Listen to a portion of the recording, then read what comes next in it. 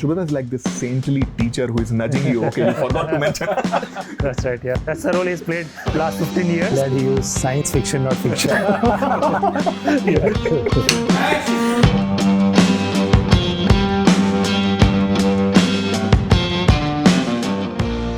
So I'm thrilled to be back here in another Masterclass. And I'm really overjoyed to be sitting down with the maestros as they call it. I'm thrilled to be joined by Mukesh Bansal, founder of Myntra, Curating, and an entrepreneur who's built marketplaces in different time periods, been through his own science fiction journeys, and someone very respected for the product that you built. And also now the author of a second book. Plus a very prolific angel investor. I was really glad he used science fiction, not fiction. I was careful. And on that note, Shubhrata, welcome here. I can't think of a better combination in terms of operator, builder, and someone who is, rolling the sleeves and then getting in the journey with the founder, helping them build and, create things at scale and impact, Shubhrata. You have amazing respect in the ecosystem. And like I was mentioning, from Flipkart to Myntra, you watch these journeys so closely from the war rooms. So welcome to both of you. My selfish interest would be to unlock some of the timeless lessons in building marketplaces, entrepreneurial lessons, and looking through your lens as well, Shubhrata. To kick this off, Mukesh, the Myntra journey. If you were to pick few things that stand out for you that are timeless in terms of anyone who is looking to do it today, what would be some of them from, especially looking at the 0 to 1 or your pivots, famous stories around there? Shubhrata, feel free to weigh in. See, look, now fortunately, I have some distance also, like Myntra journey, for me personally, ended a while back. So I'm able to look back and what happened during those 9-10 years, right? I think 3 things really stand out for me. First and foremost is, like, if you look at our first phase from 2007 to 11, we kept pivoting and experimenting. And at that time, I realized, and this is also related to, my experiences, from Bay Area days, is if you as a startup figure out how not to die, something good will happen to you. And now these days, that's kind of my first principle. If you start a startup journey, just figure out a way to survive for 5 years. And as long as you're continuously learning, adjusting, not repeating the same mistakes, most likely something good will happen. If you die very early in first 12 to 18 months, most likely nothing will happen, right? So, that's a recommendation I'll give to people. Just figure out a way to not die. Good things will happen. Second thing is, when we got into fashion, at that time there are many other fashion portals also. People were trying to get into, all this low inventory model or group buying model and this and that, right? I took some time to study how does this business of fashion work. And I realized the most important thing in fashion business is, inventory. People who control inventory, who really have the best possible inventory season, that's what, customer want to buy. Everything else is junk. So we took a very big call to become a full inventory model initially, which eventually evolved to marketplace. But first 2-3 years, and there was a lot of risk involved. And I told my team that, let's figure out a way, how do we become really good in buying inventory? If we don't become very good, we'll die. But if we really figure it out, then no one will have comparable selection, and brands will prefer working with us because they also like, the adjacency, etc. And Myntra, so understanding what business you are in and what really works, just copy pasting business model just because it's lean on paper or it's in thing, etc. Doesn't work, right? Third is, again, a couple of more years into Myntra's journey, again thinking about this value prop question, like exactly what do we stand for, what's unique about it, right? And I had this insight that in the fashion business, most people buy, you mentioned, Pankaj, that you are wearing everything on Myntra, right? One of our insight was that people really care about looking good, right? It's a deep, fundamental human belief. And we said, like, Myntra purpose we defined as helping people look good. And then we said, how do we translate on day-to-day basis? So we figured out if our website looks outstanding every day, if in the models we use, the pictures we shoot, how do we do cataloging, how the office looks, how people in the office, dress every single day. Like, if the whole idea of looking good, if you can make it come alive, and generalizing that, like being clear what your true purpose is, and then being very authentic to that, that's what makes it timeless. If you go back and look at the companies which last decades, keep pivoting, repivoting, right? their core purpose, Google, organizing world's information, or Facebook connecting humanity. Now they have 3 billion monthly active users, right? So they have connected humanity and so on, right? Apple purpose in the 70s was making beautiful things. They're still making beautiful things, which are all using, right? So these are some of the, 3 big reflections for me from my Myntra journey. But Subrata, maybe you have some other observations. Yeah, so for me, all 3 are very important, and particularly I think the way we started when entrepreneurship in India was almost unheard of. He was part of the first generation of people who started doing things from a sort of a tech-driven entrepreneurship perspective. I think that staying alive was very, very important. But it was also important, that last thing that he said, how does our purpose in life get reflected on our customers' belief sets? Right? So if the customer really knows that, I need to look good, and here is the place I come to look good, then you have really actually made the 2 sides meet, right? And lot of how we went about in the early days was to make the customer trust us and believe in us, and some of those very fundamental aspects, which today it's taken for granted, because there are probably 150 to 200 million online customers who are shopping for things. But in the early days, that was so important, to create your niche early customer believers who will actually be lifelong customers of Myntra. That is fascinating. And also the designing with detail, and then what you were talking about, from building to website, I find that is timeless, isn't it, Subrata? Right? Absolutely. See, all of these things are fairly timeless. Yeah, I think the whole idea Can you talk? Sure, the idea of craftsmanship, right? See, if like one of the other principle, I call it product is marketing, and this is my learning from Silicon Valley days. If you think of most Silicon Valley companies, technology companies, they don't market. You will never see barring massive exception television ads or huge performance marketing. What they do is just build outstanding products with deep virality loops, etc. So I believed in that principle even back then. So the things we're trying to do in Myntra, a lot of it was like, how do you make sure everything we are doing is really, really good as we can make it, whether it's website or our app which we'll launch later, or the private label portfolio. Again, we mostly focus on, can we build a brand which is really differentiated, stand for something unique, right? It requires patience, it takes time, it doesn't happen overnight, right? When if you're hustling continuously, right, that the quality goes away. So a little bit fortunately, I think the Bay Area experience helped. The kind of people we were able to hire, Shamik was our CTO, who was, I think, first big CTO in India, and even hired from Bay Area, right? In 2011, he moved back from there, after a lot of successful startup stints, right? So he brought in, in fact, a lot of our early hires, Deepak Menon was head of product, also came from Silicon Valley and so on. So we are able to build that DNA, like build of Valley ethos with deep product obsession, which is what translated. I think we were able to create differentiation across multiple axes. Any particular insights about the team that he's referring to? And he's right about the 2 names he took, and there are more. I have found that again very timeless in the way people are building companies now to back then, the ones that still matter. See, tech companies are largely, he talked about why product is sort of the center of most of these companies, and that's the way it should be. And then who builds the products? Your first level of, after the CEO, the next level of management is who come in and decide that, this is how we are going to build the product. So I think the CEO's role always is hire the best talent possible, and then make sure that to that first point, you have enough runway for these guys to interact with their customers and make whatever mistakes are necessary to be able to find that product market fit. So that's like timeless for any company, not just marketplaces. Mistakes, Mukesh, and you are right. Now, not just in hindsight, but it's been quite some time. Right. Before we shift to your next entrepreneurial venture and get Subrata to talk about the changes he saw in you as a founder, Right. Can you talk a little about, pick your favorite mistakes? Yeah, I think one thing which I have a tendency of making again and again is not I get emotionally excited about ideas and not necessarily study the market very well. In case of Myntra, we start with something so extremely niche, personalization. In 2007, we could have started a full-fledged e-commerce marketplace also, right? But at that time, I didn't have either that kind of mental model or the exposure. So we started something very niche. By the time we landed up with a category with large TAM, fashion, it was 4 years. Now we learned a lot of things in 4 years, but we also wasted those 4 years trying to do very boutique, things, right? So that's one.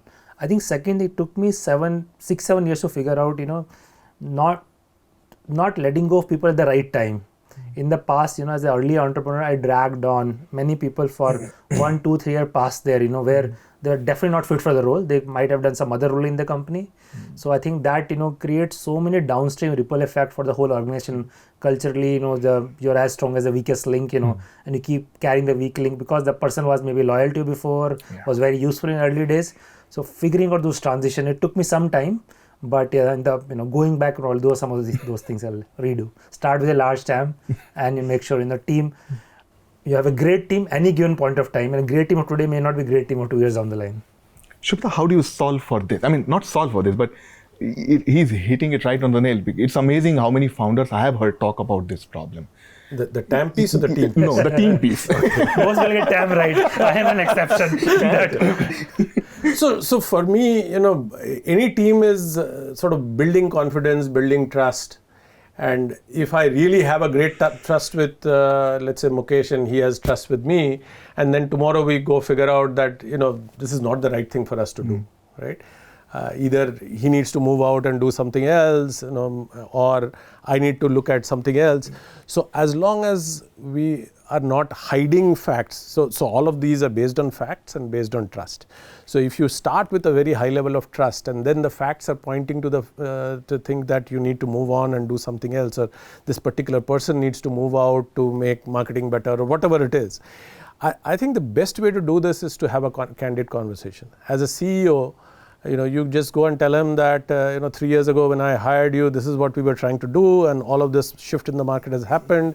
You know that we are trying to do this, and I think that, you are better served and the company is better served by us doing something differently. And Pankaj, now having gone through this transition countless times, what I have learned is, by the time you go and have a conversation with the person already knows. They were just, waiting, like, when will you, prompt it? Yeah. And maybe they were feeling bad to come and tell you that, I'm a misfit in this organization. So everyone feels relieved. So I think, there are many dozens of conversations I would have had. I'm still, friends with most of people. Some of them come back and work with me again. Some of them, come back and taken funding from me. Like, there's only one exception where the guy was really pissed. I think he's still pissed. But that's, 1 out of 30 such conversations, right? So it's like to Subhata's point, just having a very candid, transparent conversation and enabling that, look, this is how things appear from my perspective. I think that one of the things I've really learned recently, right? When you are in a position, you realize that you as a person is different from the role you are playing. Doing justice to that role, right? Because as in that role, it's a responsibility someone, your board members, your shareholders, your employees, they've given to you. So you need to do what's right for the role, and then you can be transparent with the person. They may have similar point of view, different point of view, a good dialogue. Usually, I think it's when you hold back the transparent conversation, that's when you tend to drag it on, which is something I used to do. Fortunately, I think now got enough of a It's the same between family and friends, and it is really that kind of a closeness of conversation that one needs to be open to having. And you are so right. If you embrace it like it is the world we live in, life and work, it is so easy to navigate, actually. Okay. So there are two other things that a lot of B2B or B2C marketplace founders care to know about. One of them is scaling itself. When to scale, how to scale, when do you know if you should scale? And a related thing is about the test beds. Where do you start? What are the characteristics or traits of that test bed as such? From both your entrepreneurial journeys, can you touch upon the key? Definitely. I think a couple of frameworks, which again, I think formally learned much later in my journey, probably into some of them I was aware of. So, Peter Thiel's talk about this idea of dominant niche in his book 0 to 1, right? So your TAM may be very big, but you pick a very tiny segment in your TAM, which is, if you prove that, then you can apply for, if I take an example of Cult, we chose Bangalore. Within Bangalore, we chose, this Bengaluru HSR area. Because for us, that was a representative of all of India. If you are able can establish product market fit there, there's no reason we can't take it from there to Bangalore, from Bangalore to, top 10 cities and eventually top 100 cities. And we're still very much in the journey. So finding that small niche, but that niche can be, multiply 100-fold or 1,000-fold and building very strong dominance. I think that's very important. On the scale, I think, this whole paying attention to contribution margin, I feel that, scaling contribution margin negative business is a, really, getting on a treadmill that you may never be able to get off. So one needs to be very careful. 9 out of 10 times I'll advise people, including myself, that if contribution margin is negative, don't scale. Keep working on it until you figure out a way to make it positive. Unless there are two things. Unless you have access to so much capital, you think capital is the only, competitive advantage you have, then maybe you can play, but very risky game to play. Sometime you may have very strong model which shows that economies of scale will make contribution margin positive. And if you're you're double, triple, quadruple test your model, and maybe that's, but those are exceptions. In general, I would not suggest you scale. If you're per transaction you're losing money, you have no business scaling things. And I have done it many times and regret it every single time. Another book, maybe. But Subrata, this. Yeah. So the only double click I'll do is on the first point, which is let's say for Cult we picked a particular area, and when we picked it, actually there's a lot of data that we had looked at, and some of it is because we were in Flipkart and Myntra before. We knew the buying patterns of people in those areas. So it sort of almost happened that if we could solve it for one, we can grow it to 70 or 100 almost like areas, and almost without much of change, right? And that's where a lot of companies, maybe first time entrepreneur more so than repeat entrepreneur like Mukesh, because we might pick something which is like really glittery, nice, and solve that problem. But we always have to keep checking that is this representative of the bigger population. And in this case, we did that. We did that study upfront. He probably forgot to mention it.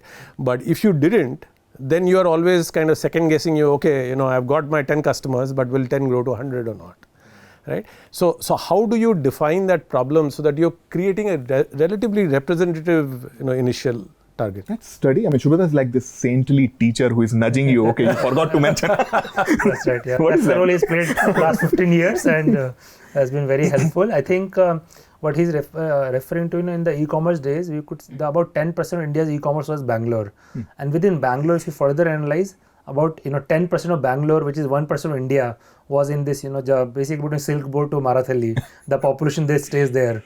So basically, our mental model was whatever business here we can do in this area, we can do 100 times that in India, right? And I think that was true then. That's still true. Wow. I think a new startup coming out can easily just focus on this 5-kilometer radius, try to build strong share, and then from there on then you can get into scaling mode, right? Assuming you. It's probably more true because this has become aspirational now. Because multiple companies have kind of gone through this path, that it has almost become that if those guys are using it, I better use it. I think you use the word sandbox, right? Bangalore in the ecosystem created a lot of things, including a really ready-made sandbox. You basically come, start a company in HSR layout, target between Silk Board to Marathalli. If you fail, go home. If not, then go all over India. See, timeless. Absolutely timeless. And now, even better, all the house owners in HSR, they are very happy to give their house to a potential startup. Yeah. So every other house is a startup. So, because I have both of you, and I think this is an amazing combination of wisdom and wisdom operators insight. That's another way of execution. I mean, you don't seem to be age. You are aging gracefully. Until I'm not here, it's okay to not have wisdom. Either goes white or goes missing. Or stays black. The combination of data and gut, the whole conventional entrepreneurial gut, right? And the data, the signals that you pick, what role do they play in everything that we are talking about here? It would be good to pick the do's and don'ts there. Let's start with wisdom. No, you have actually gone through it. So I think this is as an entrepreneur, I think a lot of things start with gut. I think that instinct is very, very important, because if everybody is doing it, you're too late to the party. If there are 2,000 fintech companies in India now, then starting one more is very, very difficult to find what the unique angle is, right? So I think to initiate something, that gut feeling is very important. But having started something, then you have to pay disciplined attention to data. right? There is this Jim Collins book, Good to Great. He talked about confronting brutal facts. Like that, whatever data is available, you have to process. At some point, data will also not give you all the answers. So eventually taking some decisions, you'll have to again go back to gut call. But after exhausting all the data, if you start relying on gut call, even but ignoring data which is staring in the face, that's most likely not going to work out. So it's a balance between the two. Like use data as much as you can, but to start or to make a major decision, you may not have right data available, and that's where you have your own mental models, you have convictions, you have some kind of world view, where the world is going, right? And factor that in, and then try to make your choices right, through execution. View from the war room. Yeah, so I'll tell you two instances where I've actually invested in a company where I thought the gut was probably wrong. And this was probably one, and then Thiru from Ninja Cart was the second. Yes. Right, and we did it just because we knew that here are people who, when they are faced with the data, will probably revise their assumptions and get to the right place, because he was coming from the US, and a problem that looked big there in India, it may not have been. It was so early, right, in the whole ecosystem that Prashant and I, we spoke. This is a great guy, but probably doing the wrong thing. Should we still go in? And the answer was yes, let's go in, because I think he'll just figure it out because of all the background that he's kind of built before. And the same thing happened again and had a positive outcome even for me at Ninja Cart. So yes, I mean, you have to look for the founders having this uncanny sense of combining gut with data. And some people are like way better than the others. So you are not making it just because you've had a gut. You are not saying that that is better than everything else that the data is going to show me. And then just because you have got the data, you don't forget and remove your gut completely. So that combination that you see in people are probably the right people to solve interesting problems. Wow. The building blocks of creating a marketplace or creating an e-commerce company, people are still doing that. I mean, from Web3 to, science fiction, we are already headed there. Can both of you spend a little time on the fundamental building blocks of a marketplace, and how do you see them shaping in future? I think it would be good for both of you to reflect on it. Great learning. I think couple of things that you can, the starting point for analyzing any marketplace, you can look at both supply side and demand side, right? Now supply, depending on which category you are in, sometimes supply is very organized. If you like say electronics, there are only 5-6 brands which pretty much supply everything, right? Versus you take something like fashion, there are tens of thousands of brands, right? And in fact most of the category is still unbranded. So understanding supply chain, how the market is organized, because when you build a marketplace, you need to somehow put the supply together. Right, so understanding that is very important. If the the market is very long tail driven, then you play certain way. If market is more head oriented, then you have no choice but to work with those large brands and really figure out how to create the right dynamics with those brands, right? Then similarly on the demand side, right? If you are in a mature market, India with 200 million shoppers, then how you think about building a brand? Finding in a 200 million consumer market, finding your first million consumers is not that big of a deal. But when you go back to early days of Flipkart, where only maybe 5 million people on internet, then it's very difficult, to almost create the demand, the at least demand for online shopping, which is not existing. To really factoring in also, being very clear, are you supply first or demand first? If I look at, Flipkart, the most of the, I would say their journey has been, actually let me think more about, where, I think Flipkart has been mostly demand driven. They kept solving for demand, initially through SEO, they generate massive amount of traffic, right? That was first big unlock for them. Then through this flash sale model, they unlock huge demand for, shopping, the online. Then eventually with the long tail marketplace, again, I guess that came in response to demand because they were getting so much demand, right? So they are more demand driven. Something like Uber is a very supply driven. You basically need to have enough density of car, otherwise you will not be able to provide a car in 5 minutes, poor experience and so on. So understanding how supply works, how demand works, whether it's a supply first marketplace, demand first marketplace, and then last consideration how much you want to control the inventory.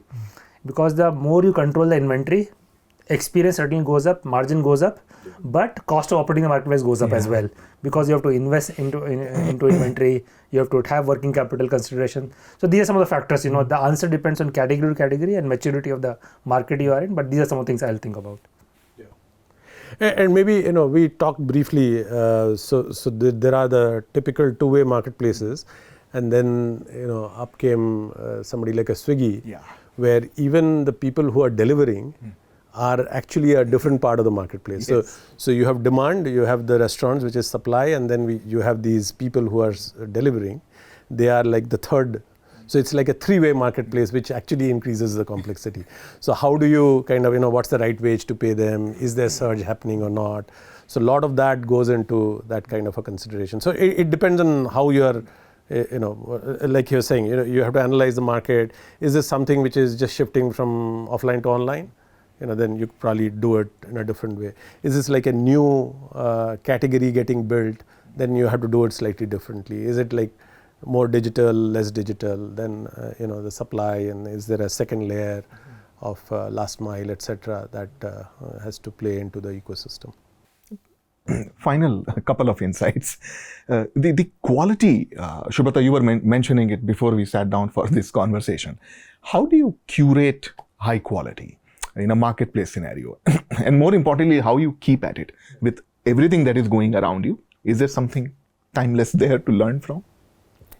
See, I don't think, it is something that you'll have to keep testing. When we started Flipkart, e-cart came fairly quickly, but if you were in a market where, let's say, big cities, there's already, and we did try some third party, right in the upfront, it would take 7-8 days and you won't even know where the packet is. Yeah.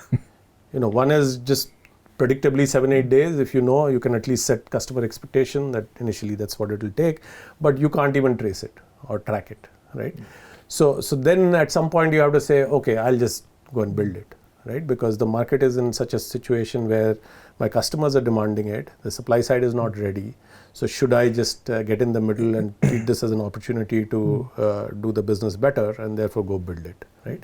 So I don't think, it is something that, it's fairly obvious, but really, what are the quality parameters that you want to set for yourselves, and would the existing services allow you to get to that quality initially?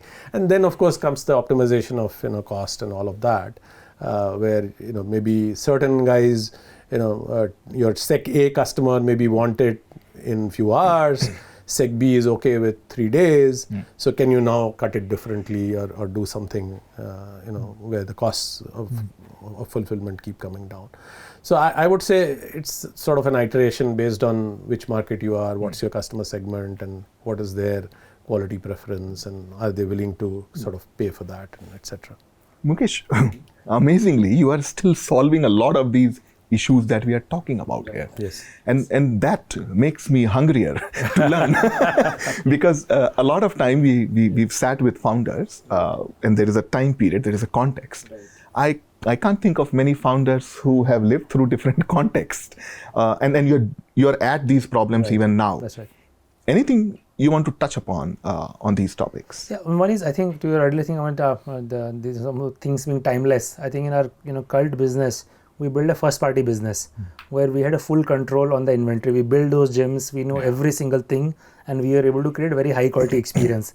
At some point we realized that there's more inventory available in the market, which is all these mom and pop gyms, right?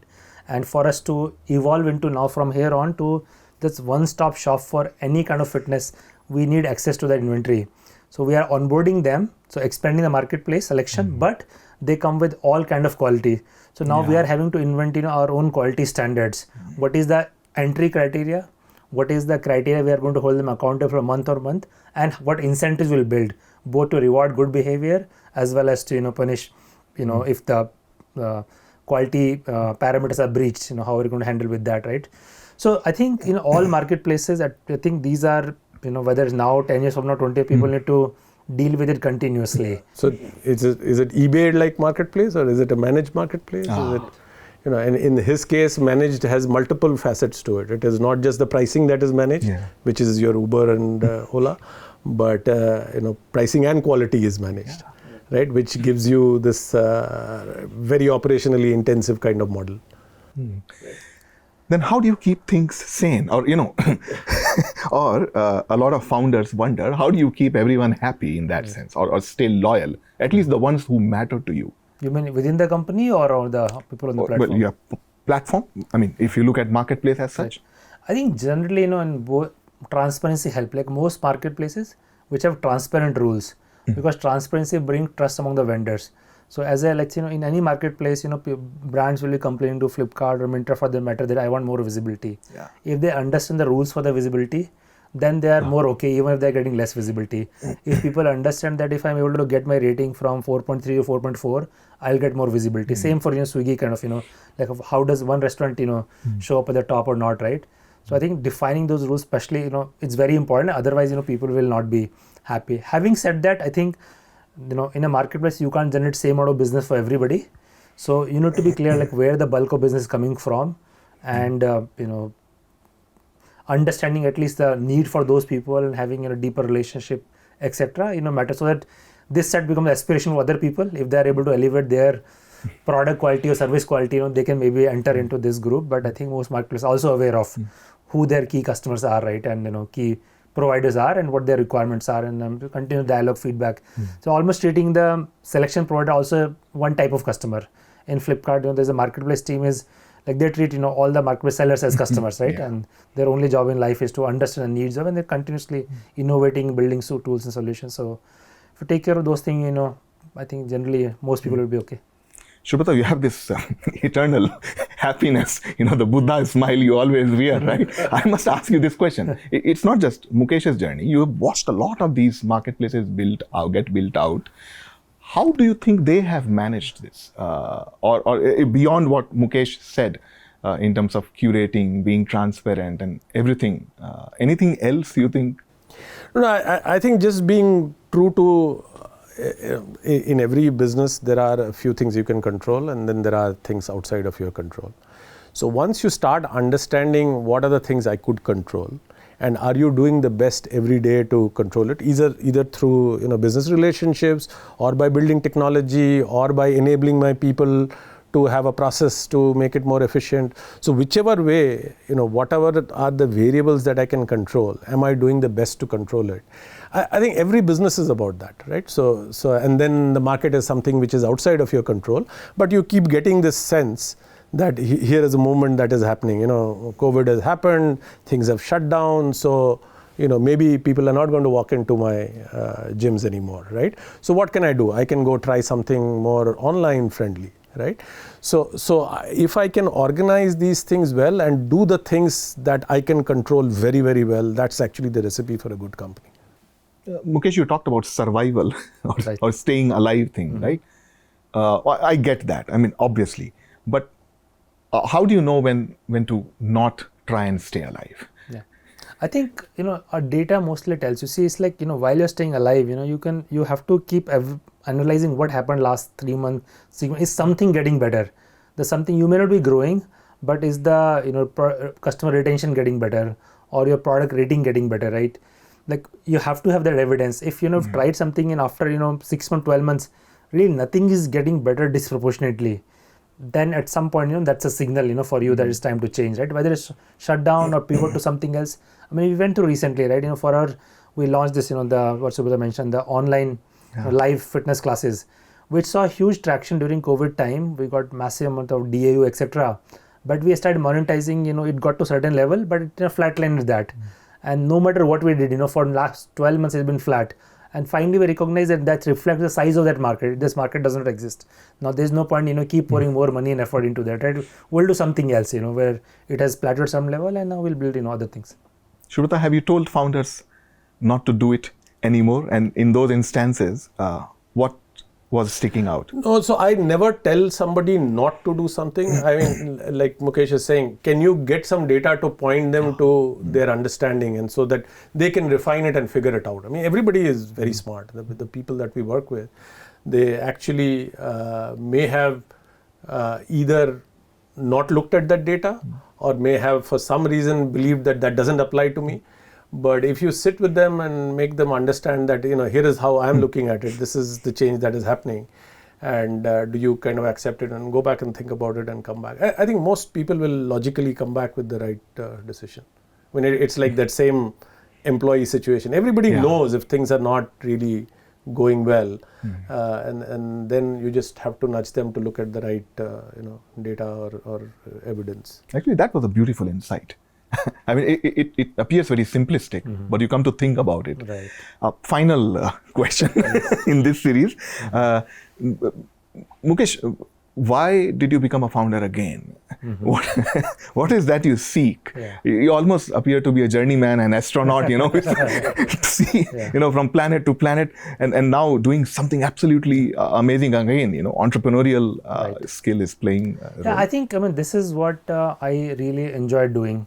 I think for me, although my formal entrepreneurial journey started in 2007, but I actually, 99, when I was just 23-year-old, I quit my job in Chicago and drove to Bay Area to try to start a company, which didn't go anywhere. After 6 months of just trying different things, and then I worked for 4 different startups in Silicon Valley from 1990 to 2007. So this is an environment I feel very comfortable with, because this lot about it's very meritocratic. You build something great, you survive. If you don't, there's no place to hide. It's also very brutally candid and honest. Like there's really no games to play, nothing to do, and the joy of building. I think I'm fundamentally a product person. I like building things, and the entrepreneurial setup gives you the ability to both build a product initially and build an org. And also over a period of time, I started thinking of org also as a product. Org has a lot of features. We have done a lot of experiments both in Myntra and Cult. How we build the organization. So this really gives me joy. To have fulfillment in what you do on a day-to-day basis, right? I'm guessing in a venture business, you meet so many interesting entrepreneurs, right? You have exposure to so many industries, right? That's its own joy. So understand who you are, what you like. For me, this building in the slightly, it's there's a lot of risk for sure, but then the thrill of making something work is there, right? So I enjoy. So as long as I'm working, I think this is what I'll be doing. Subrata, you watched these entrepreneurial journeys through generations. And I mean, a lot of time we don't document the generation learnings from one entrepreneurial venture to another. It would be amazing to hear from you about the traits that you feel. I mean, when you are meeting Mukesh now, what do you see in him that he didn't have back then? I mean, what are the traits that stand out for you? See, I think every entrepreneur goes through the scale, just like the business goes through the scale, the entrepreneur also goes through the scale. So when we first met, I think we would have been happy if we got a few orders done, right? And that's the baby step. And then once you get through that, now you figure out, okay, maybe there is more to this. And at every step, I think entrepreneurs sort of start learning, how do we get 10x better? And this happens because you're talking to more people, you're getting more ideas, you're learning about a new company somewhere else, or maybe in our geography, which is doing something different, and that curiosity keeps kicking in, right? So you are building the next level of go-to-market, the next level of the product, the next level of customer acquisition strategy, whatever it is, right? So as you keep doing that, your mental capability of managing scale actually increases. When I first came into venture business, I would stay awake at night thinking, I have now sponsored 2 companies. What happens when it goes from 2 to 4, right? Hard to imagine when you are at 2, what will happen at 4, right? But, in that first 4 or 5, I had Sigma, I had Myntra, I had Flipkart, and after the 3rd or 4th, I never thought about this problem anymore, right? I could do 20. And yet be able to do justice to all of those companies. So I think your experience, your outlook, your ability to kind of trust your own judgment, all of that keeps increasing. And that's what is so beautiful about this journey. You are actually not fighting anybody else. You're fighting your own dilemmas, your own suspicions and ability to scale. In the end, every entrepreneur is doing that. Can I today be better than what I was yesterday?